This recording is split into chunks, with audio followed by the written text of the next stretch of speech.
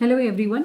इस वीडियो में हम लोग पढ़ेंगे डिटर्मिनेंट्स ऑफ वर्बल लर्निंग। कौन कौन सी चीज़ें होती हैं वर्बल लर्निंग के अंदर, क्या क्या चीज़ें रिस्पॉन्सिबल होती हैं, प्लस इसके पहले हम पढ़ चुके हैं टाइप्स ऑफ वर्बल लर्निंग, क्या क्या मेथड्स होते हैं अगर वर्बल लर्निंग सीखनी है। मैंने बहुत डिटेल में कवर किया, आप उस वीडियो को चेक कर सकते हैं।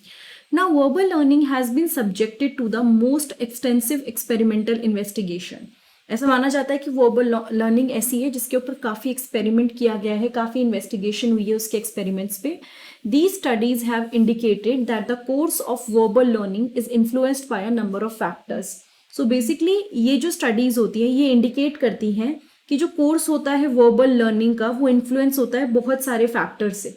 मतलब कोई एक आध फैक्टर नहीं है, देयर आर मेनी फैक्टर जिसकी वजह से मतलब डिसाइड होता है या जो इफेक्ट डालती हैं वर्बल लर्निंग के ऊपर।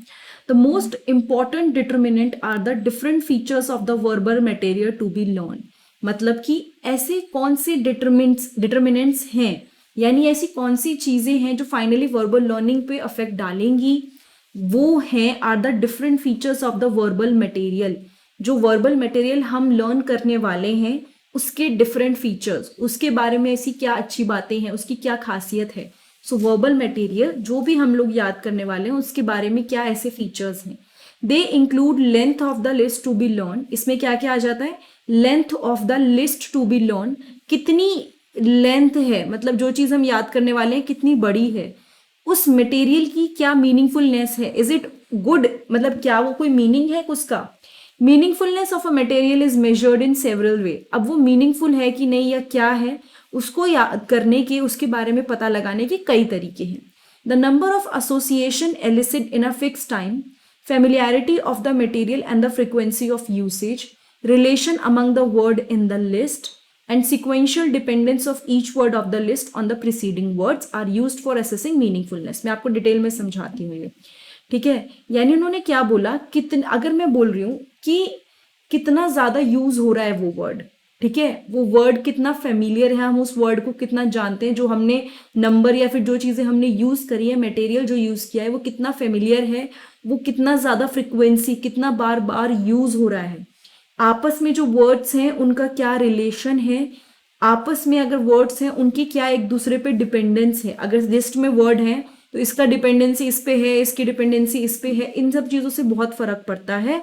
And they are used for assessing meaningfulness. इससे हम लोग मीनिंगफुलनेस का पता लगा सकते हैं कि इफ इट इज मीनिंगफुल और नॉट। और एक और बात बोलिए, सिक्वेंशियल डिपेंडेंस, मतलब पहले वाले के साथ अगर मैं बात करूं कितना डिपेंडेंस है कितना नहीं है। लिस्ट ऑफ नॉनसेंस लेबल्स, जिसमें एक कॉन्सोनेंट, एक फिर आपका क्या कहते हैं वावल, फिर कॉन्सोनेंट, वो अलग अलग वो अवेलेबल है with different level of associations. किस तरह से वो अवेलेबल होते हैं? The nonsense label should be selected from a list containing the same association value. तो बेसिकली देखो, पहले तो मैं आपको बताती हूँ, अलग अलग तरह से अवेलेबल हैं ये नॉनसेंस लेबल्स, ठीक है। सो ये नॉनसेंस लेबल्स जो सेलेक्ट हम करते हैं वो डिपेंड करता है कि हम उस लिस्ट में से करते हैं जिसमें सेम एसोसिएशन वैल्यू की चीजें आपको दिखें, उस लिस्ट में आपको सेम चीजें और दिखें। On the basis of research finding the following generalisation have been made. तो काफी रिसर्च हुई है, एक्सटेंसिव रिसर्च के बाद कुछ जनरलाइजेशन बनाई गई। Learning time increases with increase in the length of the list. सो कुछ मैं आपको जो जनरलाइजेशन है वो बता देती हूँ। So learning time increases with increase in the length of the list. जितना बड़ी लिस्ट होगी जिसमें से आपको लर्न करना है उसी के साथ आपका लर्निंग टाइम भी बढ़ेगा, ठीक है। उसके अलावा occurrence of word with low association value और lack of relation among the item in the list. यानी इन्होंने क्या बोला, सपोज एक नॉर्मल सी बात है, एक तो लिस्ट बहुत बड़ी है, प्लस इसमें अगर कोई ऐसे वर्ड्स आ रहे हैं जिसका पूरे के पूरे जो आइटम्स है उसके साथ इतना रिलेशन नहीं है, मतलब काफी अनरिलेटेड वर्ड है, दोनों ऐसे फैक्टर्स हैं जिसकी वजह से लर्निंग टाइम आपका बढ़ जाता है, ठीक है। The more time it takes to learn the list stronger will be the learning. जितना ज्यादा टाइम आपको लर्न करने में लगेगा लिस्ट को, उतनी ज्यादा स्ट्रॉन्गर आपकी लर्निंग होगी। In this respect psychologist have found that the total time principle operates. यानी कि इसके एस्पेक्ट में उन्होंने क्या बोला, एक प्रिंसिपल बनाया है, उस प्रिंसिपल का नाम है total time principal.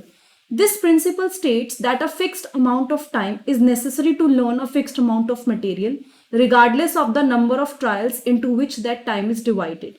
The more time it takes to learn the stronger becomes the learning. तो इसमें कई सारी चीजें आ गई। पहली बात तो मतलब किसी चीज को पर्टिकुलर चीज है, कोई भी एक पर्टिकुलर चीज है, इसको लर्न करने के लिए एक फिक्स टाइम तो आपको लगेगा ही लगेगा।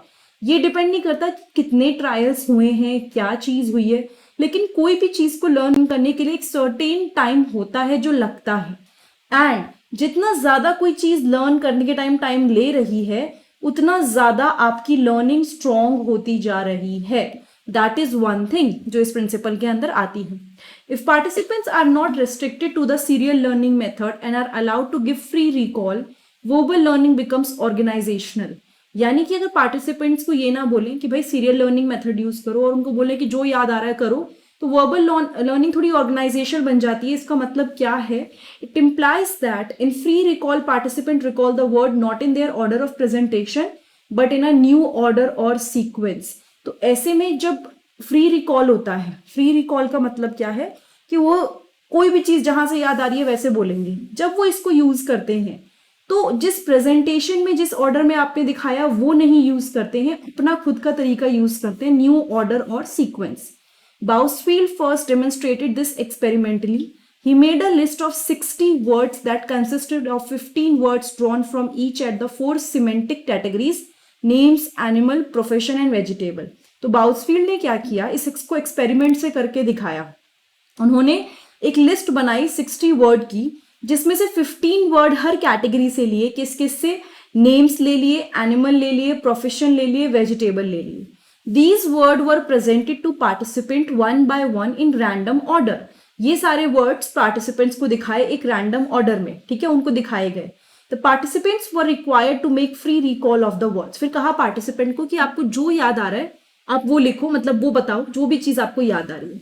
However, they recall the word of each cluster category together. He called it category clustering. तो उन्होंने क्या किया, they recall the word of each category together. मतलब हर कैटेगरी के वर्ड्स को उन्होंने साथ में बोला। मतलब कि उनको कैटेगरी दिखाई गई कि देखो एनिमल है, प्रोफेशंस हैं, वेजिटेबल है, नेम है। उन्होंने याद करके सबको मिक्सअप नहीं किया, उन्होंने क्या किया, कैटेगरी से ही याद करके आपको वर्ड्स बताए। He called it category clustering. इसको उन्होंने कैटेगरी क्लस्टरिंग बोला। It is worth noting that though the word were presented randomly, the participant organize them category wise and recall. तो भले ही उनको रैंडमली दिखाया गया, रैंडमली कोई चीज शो की गई, लेकिन उनके ब्रेन ने ऑटोमेटिकली उसे कैटेगरी में डिवाइड कर लिया। Here category clustering occurred because of the nature of the list. It has also been demonstrated that free recall is always organized subjectively. चाहे फ्री रिकॉल की आप कुछ भी बात करो, बट कहीं ना कहीं उसमें ऑर्गेनाइजेशन आता है। तो यहाँ पे कैटेगरी क्लस्टरिंग हुई है नेचर ऑफ द लिस्ट की वजह से, जो जिस टाइप की लिस्ट थी। लेकिन ये भी दिखाया गया कि फ्री रिकॉल हमेशा ऑर्गेनाइज करवा ही लेता है, उसमें चीजें ऑर्गेनाइज हो ही जाती हैं। Subjective organization shows that participant organize words or items in their individual ways and recall accordingly. Subjective organization का मतलब क्या हुआ, जो अभी पढ़ा कि participant organize करते हैं word या item अपनी इंडिविजुअल वे में और उसको फिर रिकॉल करते हैं। सो कैटेगरी क्लस्टरिंग समझ में आ गया। उनको रैंडमली दिखाया गया, बट उन्होंने कैटेगरी के अकॉर्डिंग नाम बोला कि देखो ये आ रहा है, उसके बाद ये कैटेगरी है, ये आ रही है। तो कहीं ना कहीं इससे ये पता चलता है कैटेगरी क्लस्टरिंग से कि उन लोगों ने उसको अपने माइंड में ही ऑर्गेनाइज कर लिया। So it is basically free recall को बोला गया है कि ये वन ऑफ दोज मेथड है जिससे काफी ज्यादा दिमाग मतलब ऑर्गेनाइज कर देता है चीजों को। Verbal learning is usually intentional, but a person may learn some feature of the words unintentionally और incidentally. Verbal learning generally intentional होती है, लेकिन मतलब हम जान के सीखते हैं, कोई चीज हमें पता होता है, लेकिन कई बार कई चीजें हम लोग गलती से या अनइंटेंशनली सीख सकते हैं। In this kind of learning participant notice features such as whether two or more word rhyme, start with identical letter, have same vowel. Thus verbal learning is both intentional as well as incidental. तो इसमें क्या होता है, कई बार क्या होता है लोग सीख लेते हैं, अच्छा इसके साथ एक वर्ड है, जैसे ऐसा नहीं बोलते कि काम वाम मत करो, वाम कोई वर्ड नहीं है, लेकिन वो राइम कर गया तो दिमाग में आ गया कि काम वाम मत करो, अरे ये तो रहता रहेगा, रहता करता, ऐसे कुछ भी वर्ड होते हैं।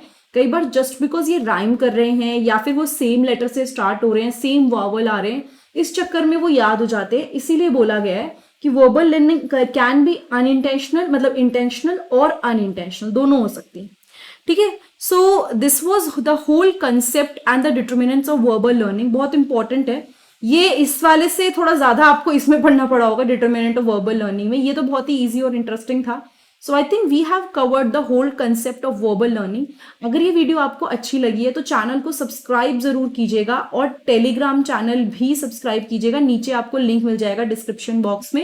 एंड मोस्ट इंपॉर्टेंटली आप लोग प्लेलिस्ट चेक कीजिएगा, प्लेलिस्ट में आपको बहुत सारी काम की वीडियोस मिलेंगी जो कि इन टॉपिक से रिलेटेड है, क्योंकि अगर आप एक टॉपिक पढ़ रहे हैं तो और सारे टॉपिक भी आप पढ़ ही रहे होंगे। सो इस तरह से वो काफी हेल्प करेगा। Thank you so much, have a nice day, I will see you next time in the next video.